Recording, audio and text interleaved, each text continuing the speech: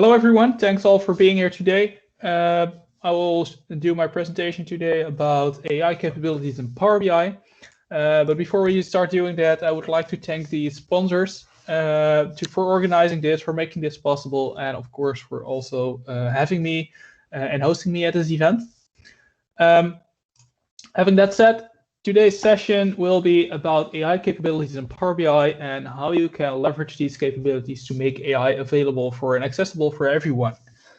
I will run through a lot of demos in this session. And since we're not with a really big group, feel free to drop your questions in the chat. I'm happy to answer them and to share a little bit more about your specific questions as well. If we look at artificial intelligence today, if you Google it, or even if you start searching it on Bing, you will find a lot of buzzwords and a lot of information available there. Not everything is relevant, of course. So what I would hope to learn you today is a little bit more about what actually is artificial intelligence and how you can start using this today in Power BI. First, I will briefly introduce myself. My name is Mark Lelyveld. I'm working as a data and AI consultant at McCall, Microsoft partner in the Netherlands. I'm a frequent speaker, actually. Last year, I traveled around Europe and did almost 30 sessions, including this one, but also a lot of other different topics related to Power BI. I'm also a frequent blogger on my own website, data-mark.com. And as you can see on the right-hand side, I simply love a beer and I love Power BI. So I combined my two hobbies together and made it into Power Beer. You can buy these t-shirts on my website. I actually redesigned it one and put a new one on my website. And all the money that I make there flows back into the community by sending out free stuff every now and then. And also everything that I've left at the end of the year goes to charity. I'm from a very small town that is close to the city that you probably know as Gouda, the city where they make cheese. I'm close to that. That's 5 kilometers from here. So I'm really in downtown Haastrecht, actually. That's what the city is called. So I'm not living in Amsterdam, as everyone thinks if you talk about the Netherlands. Enough about me. What will we cover today? First, a brief introduction to AI, to artificial intelligence. Then I will highlight reporting in the past and how we do that nowadays, how that will relate to artificial intelligence. Then I will introduce you to all the AI capabilities that are available in Power BI. And finally, it's demo time, and we will run into all the demos that I prepared for you today. Artificial intelligence as first topic. For me, as a newbie in this area, when I started preparing this session for the first time, I started Googling what actually is artificial intelligence. And I started looking at the different terms that I found and are related to artificial intelligence. And you will find things like machine learning, artificial neural networks, deep learning, and all of that. As I'm not a data scientist, I was like, yeah, okay, what is all this stuff? It's really advanced topics and really complex things. Can I actually do this myself? Or do I need to be a data scientist in order to do this? Well, if we look at artificial intelligence, it is actually any technique that enables machines to solve tasks that we can do as a human being as well. If you think about that, maybe artificial intelligence isn't that much different than just automating tasks that we can do ourselves. And we just speed up things. But let's have a look at what else we can think about. If we work with artificial intelligence and combine that with our data, we start sensing data, reason data, then we engage it, and finally we learn from it, and then the circle starts all over again. So this is kind of a loop that we do with artificial intelligence in our data. This is what we do. We sense it, we reason it, we see what's going to happen, engage with it, see if we can make it even better, make it even more interesting by adding additional components to it, learn from it, and hope that we do better the next time. That is what's happening with artificial intelligence. But let's have a look at what we can do already today. Things that you might have seen somewhere on television or maybe YouTube videos or wherever online are things like computer vision, where we are able to recognize objects on a screen. This is also what's implemented in a smartphone today. If I'm making a family picture, for example, it will recognize my sister, my brother, my parents by just seeing the face.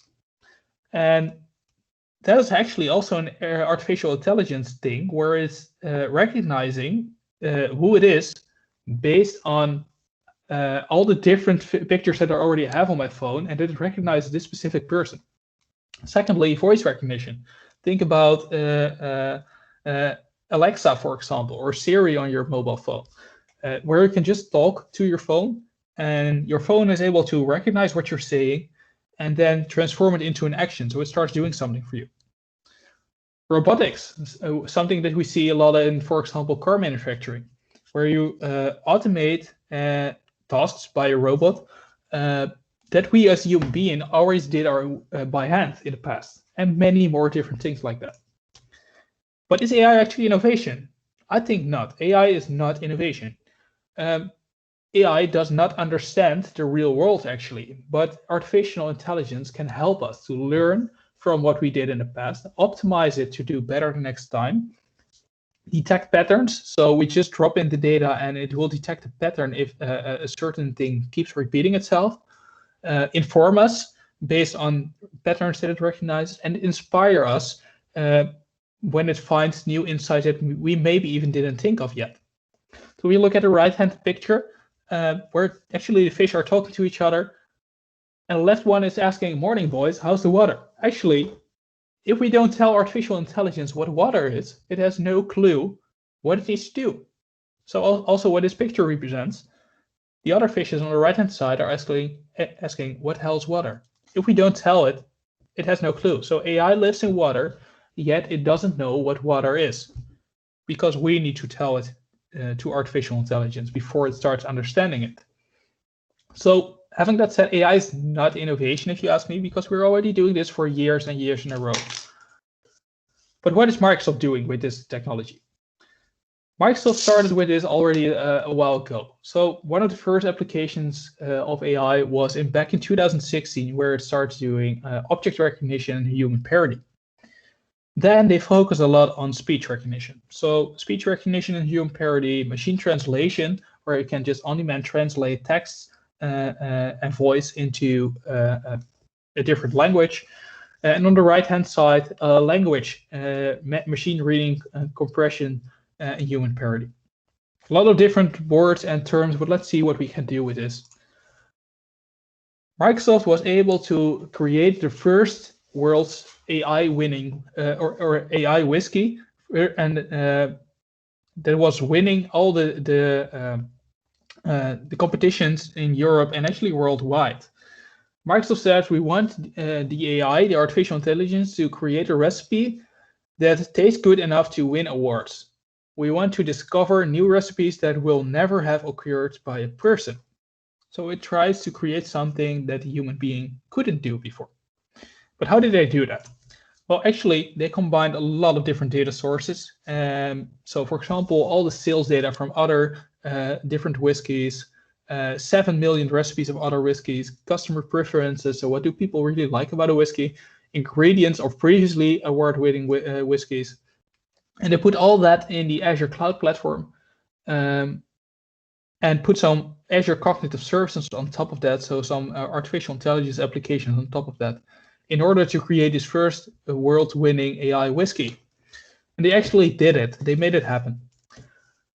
But let's have a look how this applies to reporting and dashboarding in our day-to-day lives and what we do with Power BI. Everyone engages with software today, especially in the whole working from home situation, we do even more. And especially if we start looking at today's topic, Power BI.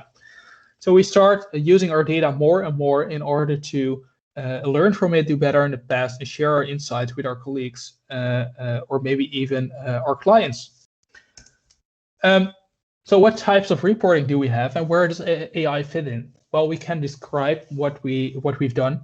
We can describe what we are doing as a company. We can declare why our sales numbers are off, for example, or we can explore, and we can explore to find new patterns in our data. We can explore to find possible new customer segments in our data.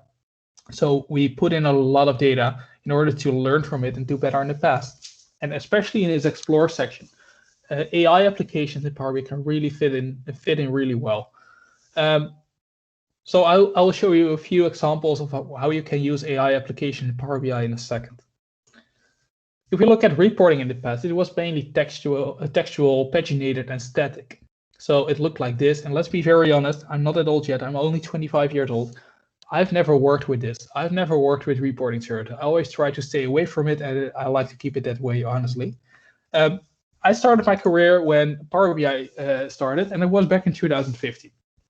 So when we had intuitive reporting with a clear navigation that you can build yourself or fully customize, consistency across pages, an interactive experience, and the ability to drill down interactively in a report from a high level to a very detailed level.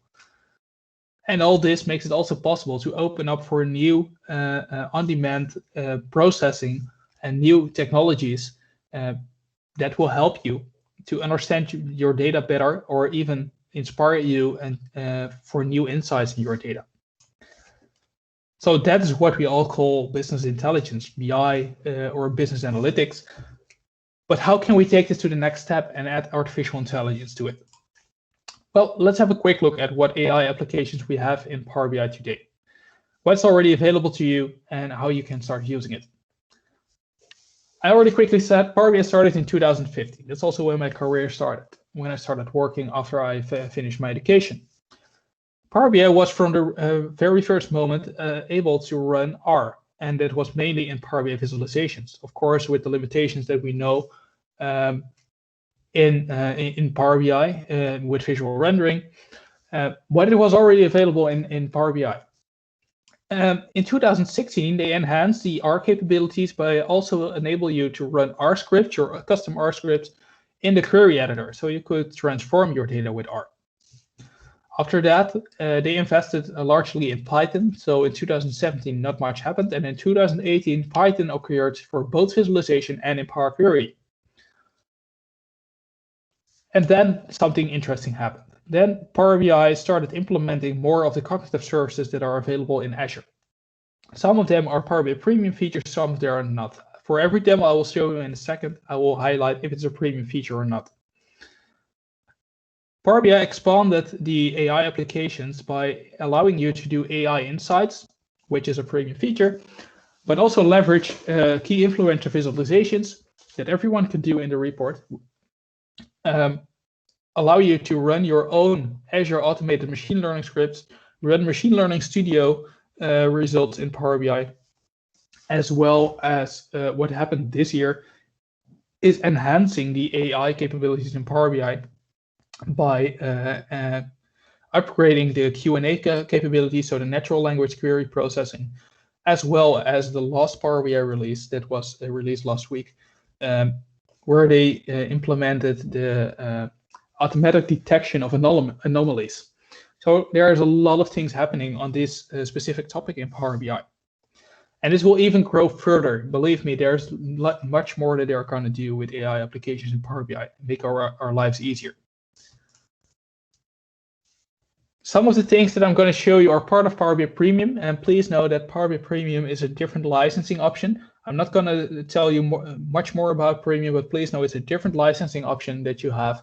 That's actually a bit more expensive, and also that there is it's a capacity-based pricing, and there is an opt-in at this moment for a free preview of Premium per user licensing, so you can get your hands on this today. If you like to with the premium per user licensing, but please know it is only free during the preview period. After that, you probably need to start paying for it. Let's have a look at the AI application in Power BI. What is there today, and who can actually start using this? On the left-hand side, we start with the end user. Every user within Power BI will be able to run natural language queries. By just talking to your data set, Power BI will answer your question and understand your question, but answer it based on your data. Other things that you will see are also automated insights. I will demo a few of them in a second. The capabilities that we're using here are quick insights, Q&A, and AI visualizations. It's available for everyone, no matter what license you have. Secondly, we have the analyst, and the analyst can use AI enrichments. So they can use sentiment analysis, key phrase extraction, and image detection. That's really the cognitive services. Then we have BI professionals that will be able to run machine learning models that are probably built by a data scientist, deploy these models, do predictions, classifications, and many more things like that. And also extend it for data scientists with R and Python integration. If you really look at the right-hand side where we have the data scientists, they can leverage Azure Machine Learning in different formats. So automated machine learning, but also Azure Machine Learning custom-built scripts. They can run them and trigger them from Power BI. So why is this useful? Well, actually, the goal for a lot of things is to help the business user to understand their data better. And there they can leverage Q&A, natural language query, quick insight, key drivers, and clustering. If we want to help the analysts to prepare their data, we can do forecasting, cognitive services, automated machine learning, and R integration. So in preparing our data, it's also enriching our data. And finally, make it easier for data scientists and analysts to collaborate is also the R integration, of course, but also Python integration and Azure Machine Learning integration. Well, as life is boring without risks, I would like to spend the rest of this session on a lot of demos that are prepared for you. So from here on, it will be, well, except maybe the last 2 or 3 minutes, it will be demos only. And I will show you a lot of different things that we can do with Power BI and AI insights. The demos that I will start showing you is first, we will start really easy with quick insights. After we've had a look at quick insights, we will have a look at the natural language query that Power BI can do and how you can make this work if it doesn't already for you. Explain the increase and explain decrease, analyze distribution, then finally the key influencer visual, decomposition tree, and we will finish off with the AI insight, which is the premium feature. So only the last one will be the premium features. Let's have a look at quick insight. You might have already seen this. This is available for everyone that is leveraging Power BI, and quick insights will actually help you to understand your data better. It will give you suggestions about what you can do with your data. And let's be very honest, I'm not a big fan of it. And as soon as you publish the Power BI report, Power BI will notify you that your report is finished publishing, and it will show you, do you want to see the quick insights? Other than that, you can also trigger it directly here from the Power BI service in any workspace. I'm just doing it in my workspace to say, show me quick insights. Then something starts spinning on the right-hand top, and I will explain you in a second why I don't like this feature that much. That's mainly because you really need to be aware of your data set. You really need to be on top of every detail in your data set in order to understand what it's showing. So let me open this. And you might directly see what I'm referring to. Power BI will just come up with a few suggestions based on my data and show me what might be interesting for me based on what is found in patterns and what it could detect. Let's have a look at the left top one, where it shows the TAVG. I have no clue what it is, but okay, by date. So it shows me some kind of trend over timeline. This can be interesting because it shows me 2 outliers. It shows me that on the September 1st and on February 13th in 2016, there were some really big outliers, which is interesting, of course, and this can be a trigger for me to dive deeper in this data, what's happening here. So yes, it is inspiring, that for sure. But let's look at another example here, where it shows me something related to the index. And the index, as we probably all know, is just a generated number for every row. And it shows me that the Oahu, this is about islands around Hawaii, Oahu accounts for the majority of index. So in other words, the island, I think, at least, island Oahu exists as more index values than the other one. So in fact, it's just counting the number of rows here. Okay, that can still be interesting, but maybe the field index is not the most efficient one to do that, but at least it can give me some idea of the data. But then we go down, and let's see what's happening here, where Power BI comes up with. It shows me that the value for index, so the number for index, is trending upwards for the name Maui in time. So it relates it to date. Let's be very honest, this is very reasonable because every time there is a new row added to the data set, it will get a new index value. So it's always going upwards. If you ask me, Power BI team can really enrich this feature, so the quick insights feature, by ignoring everything that is called ID or index, because this totally doesn't make any sense. It's totally useless.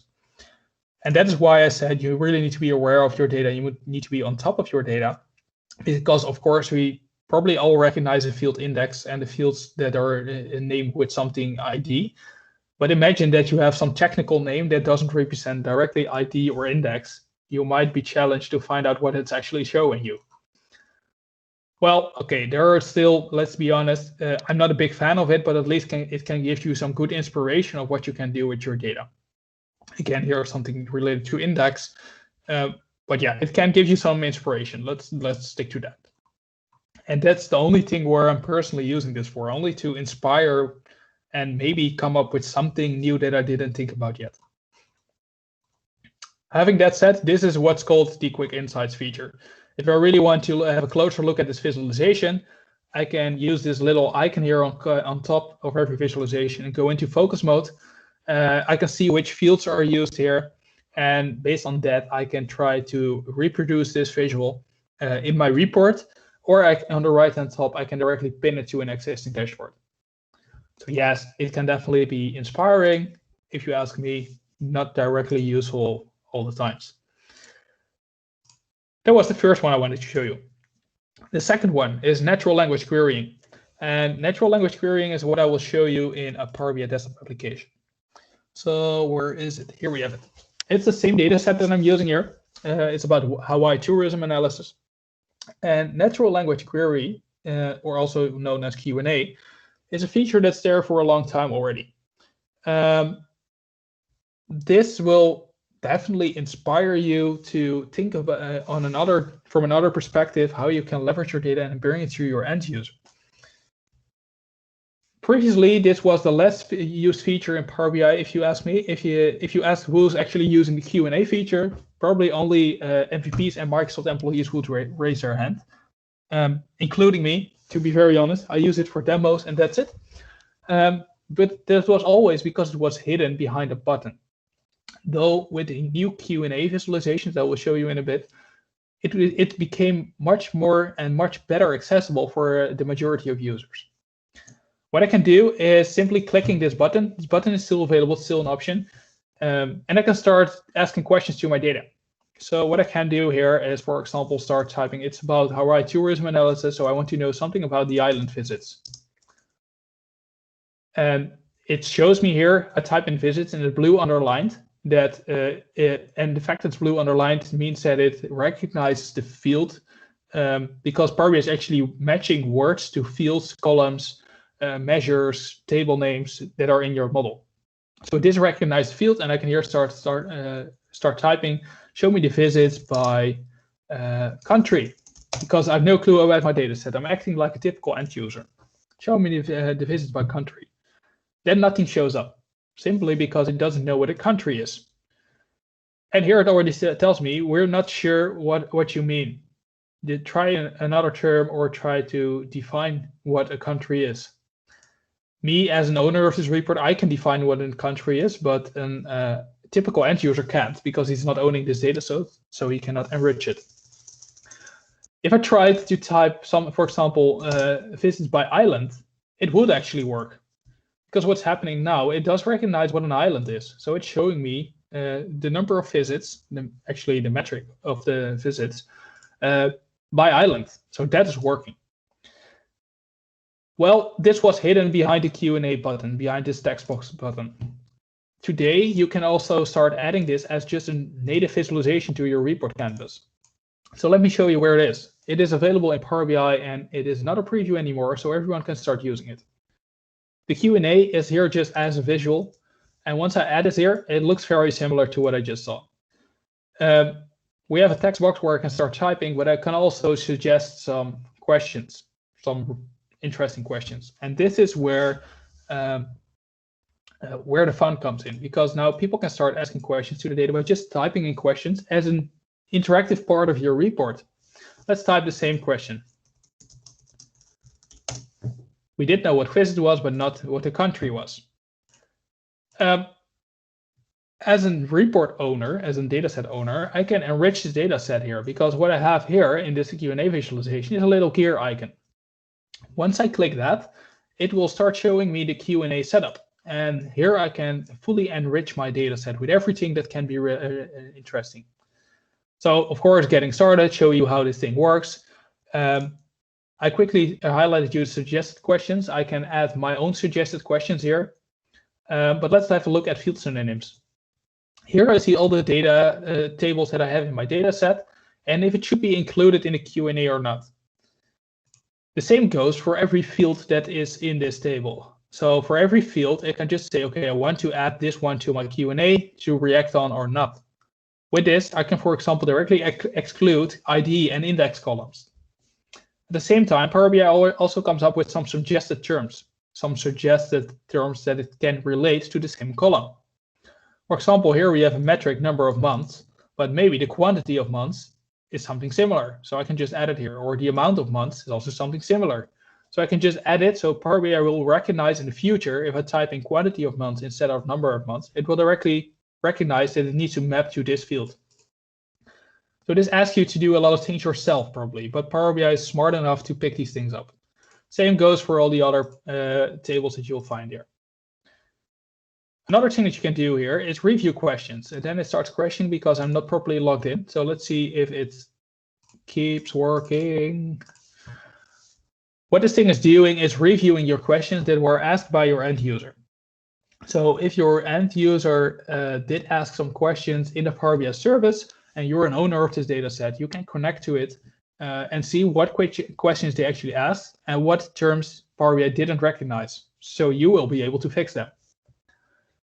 Let's try to fix the one we just had. In Teach Q&A here, I can just type in visit by country. We see the same behavior. It doesn't recognize what a country is, but now I will be able to just say country refers to, and then I can tell Power BI a country is actually an island, for example. On the right-hand side, it will show me a preview of what it will look like. The next time you will ask this question, it will look like this. I can click Save, and there we go. Here I can manage the term, so I can manage all the synonyms that I added. And now I already give you a little spoiler, because what Power BI is actually doing is just filling the synonyms field in your data model. So let me show you what's actually happening here. If I go to the left-hand side to my data model, what I can do here, and remember that we referred the word island to, or country to an island. Here we have the islands table, and see what actually happened here. Power BI will just simply added the word country as a synonym to this table. Let's see if it also added it to the island name. No, here it didn't. So it only referred it to simply the entire table, which is already good enough to make it work. So instead of that, you start adding all these synonyms yourself in the interface, start randomly asking questions and see if Power BI recognizes it. What you can do here is directly fill in a lot of synonyms yourself as a dataset owner by just typing them comma separated. So here I can say island name, for example, but I also wanted to respond to the Dutch term for island, which is pretty similar, but I can just add it in different languages even. What Power BI will just do is see if you type this word, to see if it can find this word somewhere in this synonym list. That is how it's working. Other than that, if you really want to go an extra mile, you can start editing the linguistic schema that you can find here. You can import and export it. This is a YAML file that will allow you to specify really specific terms and, for example, if you're in the medical industry, really specific terms that Power BI doesn't recognize by default. So you can tell it what this actually means and add specific phrases, for example. This is what the Q&A feature is doing. So that's what we also call natural language query. Let's have another look at this Hawaii tourism analysis report and what you can do with explain increase, explain decrease. And I will show you what this will look like. And this is something that we all can do every day because it's not very spectacular, if you ask me. But it can definitely give you some insight. So here we have just a few charts. It doesn't really matter what they're showing, but if this certain line is trending upwards or going down, I can do a simple right click here and let Power BI to analyze why this number is increasing. So now it will start to run some sort of quick insights, something similar we will see as that we had with the quick insights in the Power BI service. And it will show me some of these insights. Though I think this chart is very hard to read, still, it might give me some new insights. It might give me some different perspective on what I'm looking at. I can help Power BI to learn from this by just clicking the little thumbs up or thumbs down button on the right-hand top and let Power BI know if this was relevant to me or not. Other than that, if I really like this one, I can click the little plus icon. And what will happen now is that it is just added as like any other visuals to my report canvas. So let's get rid of this one for a bit. And I can start fully customize it in the way I want. So it's just another visual. So I can change the formatting, drop in other fields, whatever I want. So it's just like any other visual. I can do whatever I want with this one. Same goes, of course, for the explain increase, explain decrease. It will do the similar thing. Then we have something that we call analyze distribution. So analyze distribution will work the same way. We do a right click and then let Power BI search for insights for us. So here I use a different report, a report that shows me the number of customers and their primary interest in why they buy the products at our company. If I go here, I see that for a lot of people, the price is an interesting aspect why they buy at our company, but also the speed of delivery, the features that we offer, reliability, services, whatever. Let's click on the right click on the services and let Power BI find where this distribution is different. So now it will start looking at all other fields that are in my data set and see if there are some big differences in here related to this specific thing. Interestingly enough, here it comes up with France. That's already a good thing for you, of course. It shows me that especially for this distribution, it shows me that in France, speed is the most impacting factor. Well, actually, overall, it is price. It already shows me that I found 3 different patterns. So I can click on Germany, and in Germany, it's actually price is the biggest factor. But in the UK, it doesn't really matter that much. There are actually 2 that are more or less the same. So that's price and features, where speed is not important at all. So this can give me definitely some new insights that I didn't think of from the first moment. So I can, again, it works very similar, although Power BI renders a little bit weird here. But it works very similar, that it should show you a little thumbs up and a thumbs down, as well as the little plus icon to add it to your report canvas. Then we have the key influencer visual, and now it becomes interesting because now we start applying some real statistics. The key influencer visual is just an AI visual where you will drop in some columns and measures, and Power BI will start doing the magic for you. The key influencer visual is what we use with the guest analytics data set. So the guest analytics data set is about different islands and what you as a hotel offer to the, different hotels and what you offer to your guest as a hotel. So we have a bunch of hotels in this list here that all offer different things. We already have some advanced stuff that I will show you in a bit from the cognitive services insights. But I want to show you here the key influencer visual. This whole thing on the right hand, this whole thing is one single visual. Again, it has a thumbs up and a thumbs down, as we already see. And the only thing that we did here is just dropping in some fields. So I want to analyze something about my customers. And with that, I want to explain it by the primary interest, the country, if they purchase a spa visit, and the reservation type.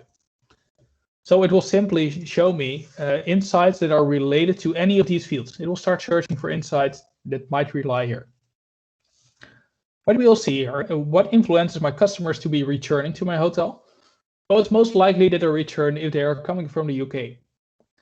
The likelihood that customers return is 2.3 times higher if they're from the UK. So maybe this is an interesting market for me to focus on, and I should do some marketing there. Same goes for Japan. And interestingly enough, if I offer my guest a spa visit, it's also very likely that they return. So all these different insights gave me a good perspective of what can be interesting to them and why they're coming to my place. So why are customers not returning to my place? Let's flip it. And actually, if they didn't visit the spa, so that is good, because now I can talk to my partner that are offering the spa visits, and just tell them, hey, if people are visiting our place for the first time, maybe we should give them a discount code to make it a little bit cheaper to go to the spa, but then it's more likely that they return here next time. Another thing that's interesting here, and probably a little bit common, they are not returning if their primary interest is honeymoon. So if they went on a honeymoon, they don't return with the same reason. Well, I hope so, actually. But at least it gives you some insight. The visual on the right-hand side shows you the distribution. So now the purchase spa visit is selected and will show you the distribution. It's fully interactive. So if I click on this one, I can also see here that it's just responding to this. I can even change, like, only show me the two that are have the biggest comparison. And it's one other thing that this visual is offering you. By the way, it's now showing by impact. You can also show it based on count. So it's just up to your own preference. Another thing that Power BI is doing here is do some segmenting. So it creates different segments for me that represent 94.2% of my data. If I click on it, I can see that the primary interest is honeymoon. They didn't go to the spa, and their reservation type is not single, obviously. But okay, it can give me some more insights. Then again, we have learned more about this segment, and now you see similar things start spinning where it comes up with something that we've just seen for the other AI insights. Definitely something useful that you can leverage to inspire your end user with possible patterns that it can find in your data. So far, we've seen a lot of things that we can do as a human being as well. So what I already told you, it's really about inspiring and optimizing things that we can do as a human being as well. We have another AI visualization, which is a decomposition tree. Here we have just a random sales organization that has a sales amount. They sell a lot of things. It's a fully interactive visual. So let me release this filter for a second, where it shows you the sales amount and a lot of different columns. So let me just show you how these things look like. It works in a very similar ways that we've seen with the decomposition tree. So in this visualization, I simply dropped in the sales amount and let Power BI explain it by, for example, manufacturer, class, country, color, or sales size. What you will see here, I have no clue what I'm going to analyze. So I simply click on the little plus icon and I tell Power BI, please show me the biggest influencer of this visual. So what's the biggest split? So actually it showed me that the sales class is the biggest influencer because $2.8 million of my sales come from the regular class and only $500,000 from the economy class. Again, I can do the same thing again, show me the biggest influencer, and then I see that the sales size medium is the biggest influencer filtered on this category. It's still fully interactive. So if I click on this one, I see that for the class deluxe, my biggest influencer actually manufacturer. So it on demand changes the analysis, on demand running this analysis for me. I can do the plus icon based on highest influencer, lowest influencer, or just select the column myself if I want to split it by a specific column. I think a really powerful feature that helps you to understand your data better. Then, because of time, let's move to the most interesting thing, where we started leveraging the premium functionalities and the real cool advanced stuff where we start enriching our data. AI insights are actually what we call the cognitive services that we're running and that are spinning in Azure, but then as part of your Power BI Premium offering. Cognitive services are things that are very similar to speech, vision, image detection, and stuff like that. So we see a few of the terms here on the screen. That is vision, speech, language, knowledge, and search. That's what cognitive services is representing today. If we go another mile here, then we start talking about the interesting stuff with binary prediction, general classification, regression, and forecasting. That is what you can also do in Power BI, but it's not what I'm going to demo you today. I would like to just show you how you can enrich your data by leveraging the AI capabilities. What I did, I just went to Airbnb, and on Airbnb, I searched for rooms. This is a screenshot from Stockholm, but actually in my demo data set, I did it with data from Paris. So I just picked 3 random places on Airbnb that are in Paris, and I started analyzing the data. So I started looking at the reviews that are in there, and of course, Airbnb already shows me here the review and the star rating. But I thought, yeah, that's all fine, Airbnb. You're just a marketing organization. I want to do this analysis myself. So what I did is extracting all these reviews and pulled it into Power BI, and I made a report out of it, and that looks like this. I want to quickly, very briefly show you how easy it is to run this analysis. So what I first did is just conduct a table here with the reviews. I did this by leveraging a function to get reviews from Airbnb and scrape them from the web. Too complex to explain you now. It's pretty simple. Someone, a name, person, entered a review on a specific date, and this was a review text. That's all I need to know for now. And of course, it's related to a location ID because I picked 3 random places. For performance reasons, I now only focus on the first 5 reviews. Of course, you can extend this further if you like. Then I started running some things on top of this, and there you need the premium features. Here in the top ribbon in Home, as well as in Add Columns, you will see the options here to run text analytics, vision, or Azure Machine Learning. What I did is running the text analytics. This will show you a new window, and it starts searching for your premium capacity based on the account that you're logged in with. In a second, you will see 3 functions here, which is detect languages, extract rephrase, and score sentiment. These are the things that we can run. And here it selects by default which premium capacity you want to use. You can either go for your premium per user offering if you run the free trial, or in my case, just select the premium capacity that I have access to. For each of these, I can just simply let Power BI create a function in Power Query to run this analysis for me. For example, if I look at a key phrase extraction, the only thing that I need to do here is simply select the column there that I want to run my analysis on top. So that's the review here. And this is even optional, so I'm not even going to fill it in. Let Power BI detect, or the cognitive services detect, which language it is. Just click OK, and there you go. You're good to go. I'm not going to do it right now because I already did it. And you see the 3 functions here on the left menu that are available. So I enriched my table with the key phrases, which show me all the key phrases. So it extracted where is this whole review about in just a few words.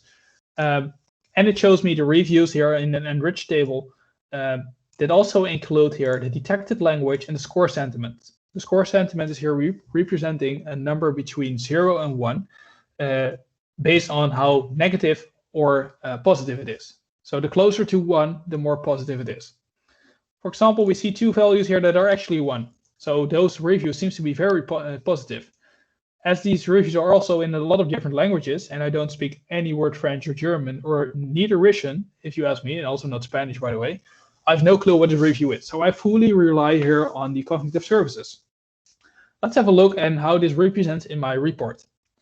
If I go to my report here, and I'm just going to show you it in Power BI Desktop, what I did is show me the minimum sentiment. So the most negative one was 0.24. The most positive one was 1. We're already seeing that. But on average, it scores an 0.8.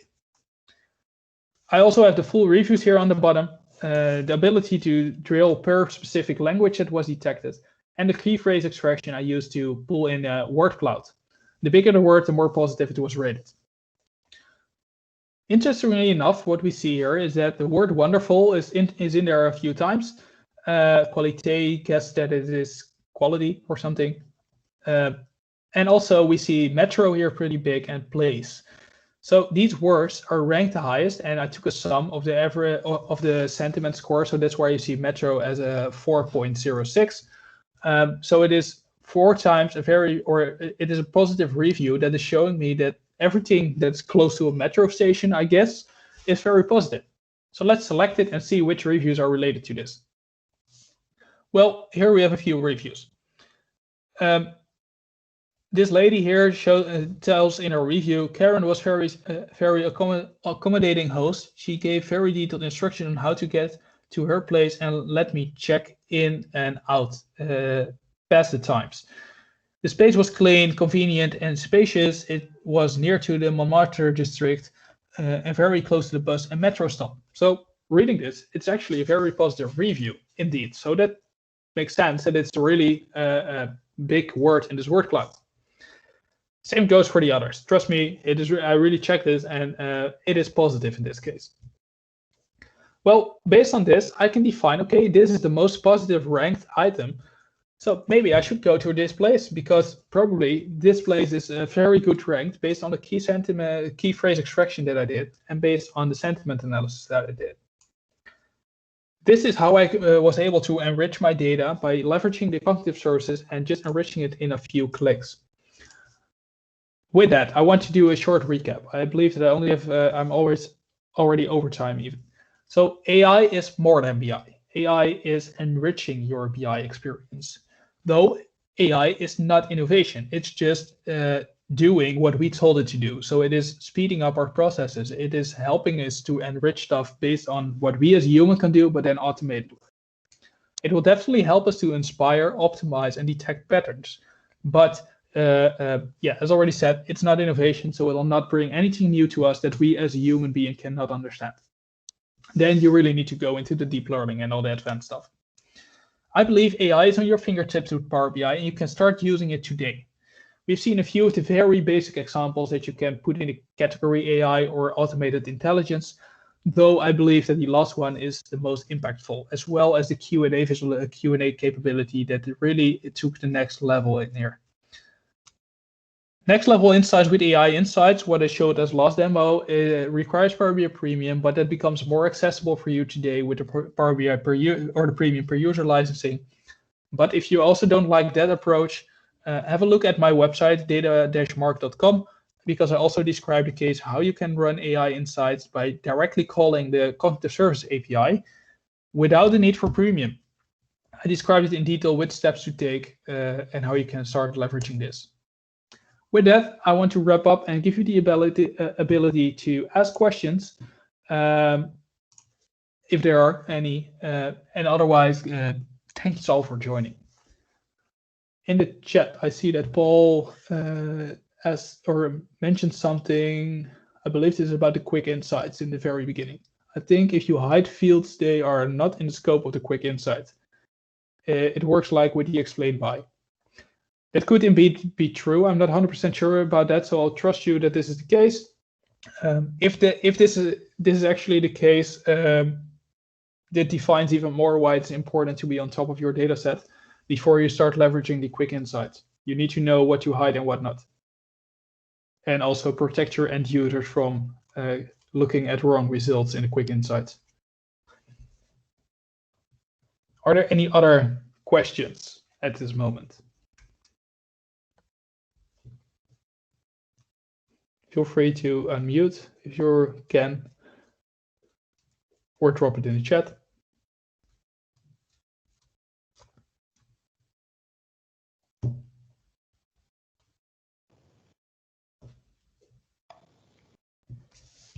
No question.